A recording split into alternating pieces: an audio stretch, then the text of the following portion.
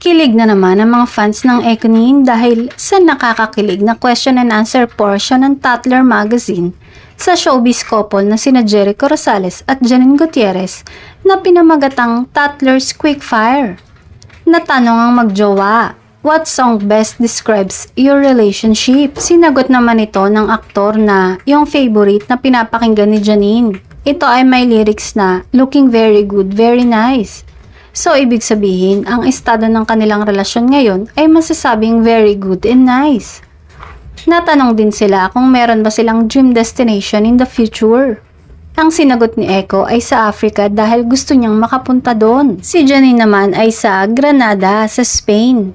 At gusto niyang makarating doon dahil doon daw galing ang kanyang lola. Doon kasi talaga galing ang mama ng kanyang mamita. At dahil ito ang dream destination ni Janine, agad namang sinabi ng aktor na, then we shall go. Simpleng salita pero mararamdaman mong gusto niyang tuparin ang dream destination na yon ng kanyang girlfriend na nagpakilig naman ng husto sa aktres.